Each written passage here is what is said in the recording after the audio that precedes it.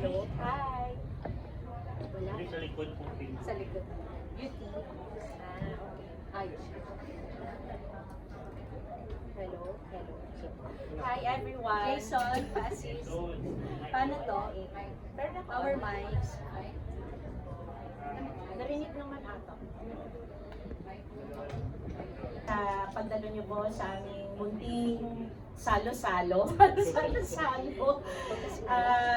Sana po matulungan niyo po kami sa pag-promote po ng aming pelikula na I Felt It's Fine. Thank you. Lovely.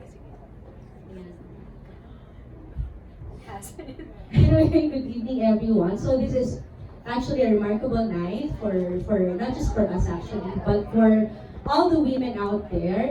As we know, we are celebrating the Women's Month, and we also want to be the, ano ba tawag din?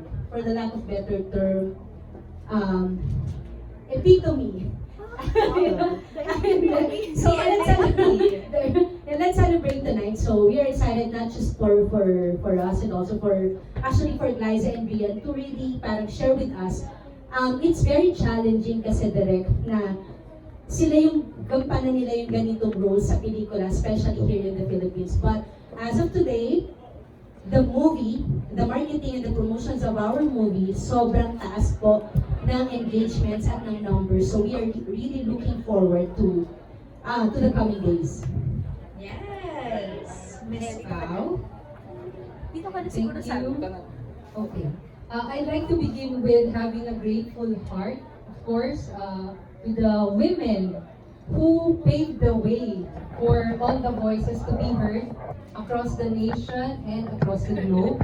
And of course, I'd like to personally thank Rian, Glyza, and of course Direct, and to the whole team for being an inspiration, and also for representing the community, and for representing with dignity, with respect, with power and strength.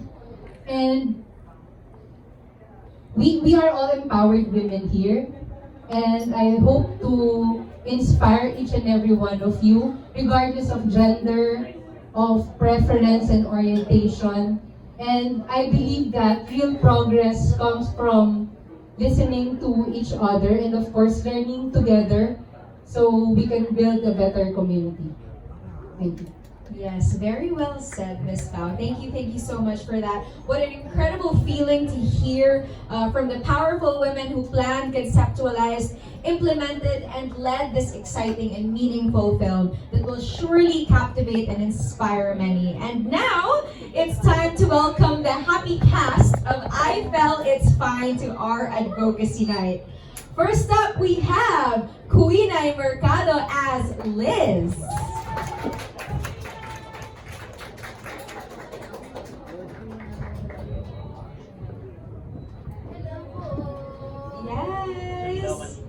Saan ako, Dini? Hello po sa inyo lahat. Ayan, unang-una po sa lahat, maraming salamat po sa lahat po ng pumunta din ngayon, naglaan ng kanilang oras. Sobrang na-appreciate po namin kayong lahat. And ayun, sana po ipagkalat po natin ang I Felt It's Fine dahil po talagang ito'y napakaganda. Marami ho ang magkakagusto sa movie na ito dahil bukod sa ating rastro, syempre, ang story nito ay talaga naman nga marami rin ho siguro ang makaka-relate. So ayun po, God bless po, and thank you so much.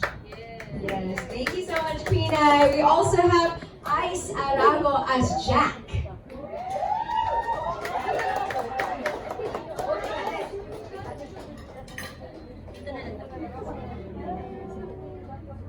Hi po!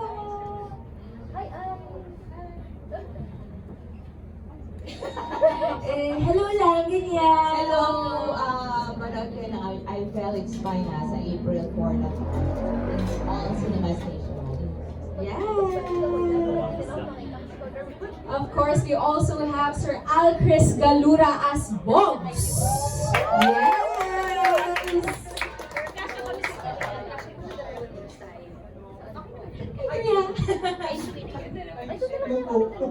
Salamat Salamat po sa papunta. Sana pagka napanood niyo po yung pelikula, hindi lang po kayo matuwa. Sana may natutunan din po. Salamat po. Lovely. Welcome, guys. And of course, we have the two remarkable women who are our main stars for I Felt It's Fine, shining brightly in the entertainment industry.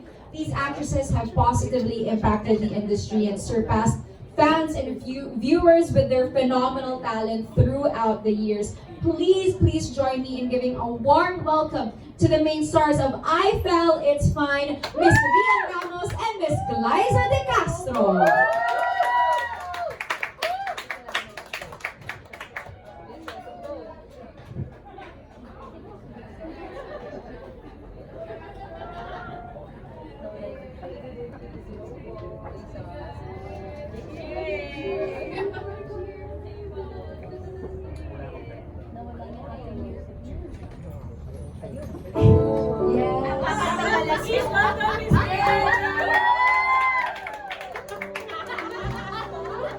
Okay, karaoke po ito ha. Minus one po ito. So, Gusto lang po namin magpasalamat sa inyong lahat sa pagpunta nyo. Thank you so much for your support for this movie that you have not seen yet. But We're hoping that you can help us spread the word when the time comes and sana talaga magustuhan nyo.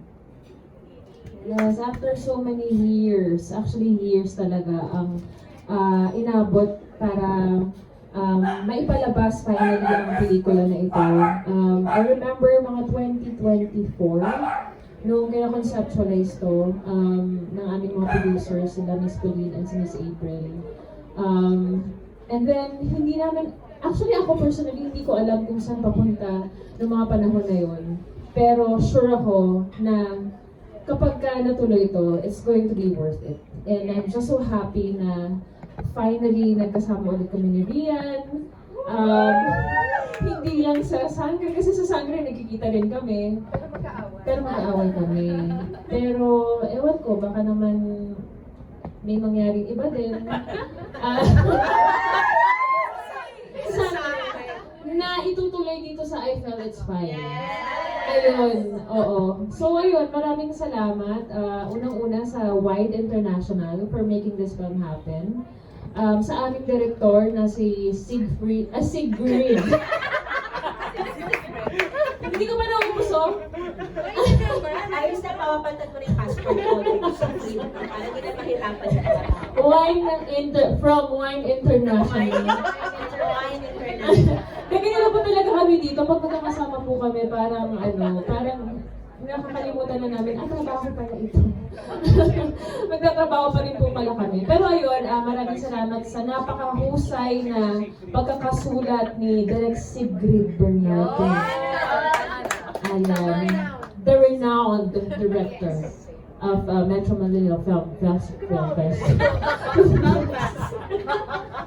Sorry. At saka sa lahat po ng involved sa pelikula na ito, maraming salamat sa inyong hard work. Ayan ang aming producer na si Direk Dennis. Ang dami kong sinabi, no? Tara magkantuhan na tayo. Pwede mo po. Opo na tayo.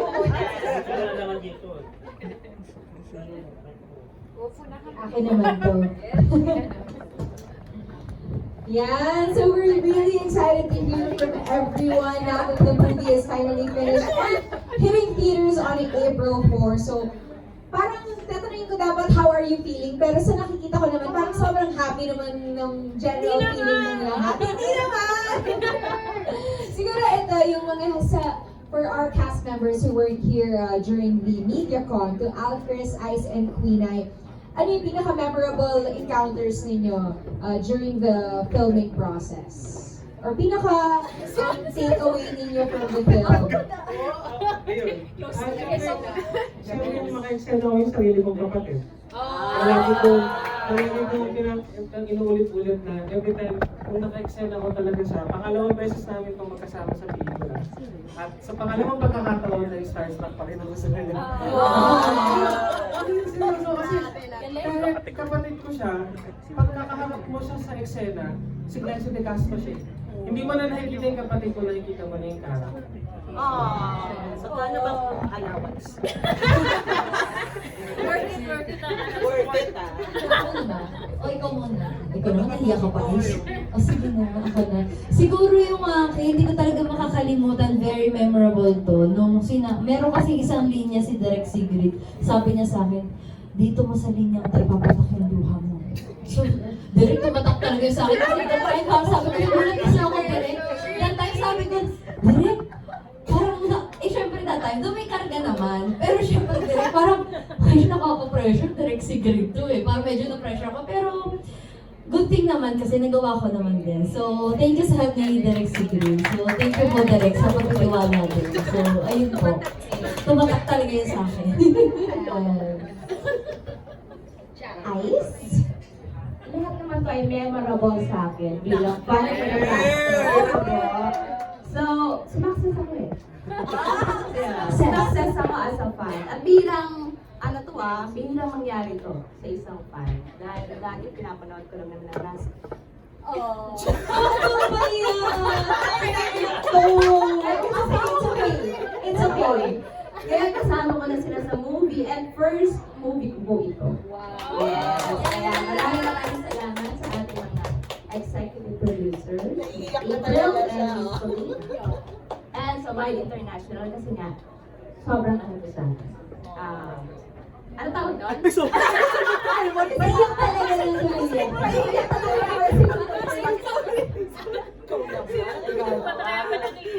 Oo, basta yun. Basta memorable to sa akin, sobra. Kasi nagawa sa Rasta. Yeah. At syempre, dinarek pa ni direct Sigrid. Sigrid sana eh. Tawala na kami si guys. Tinama ko na yung sarili ko. Yun.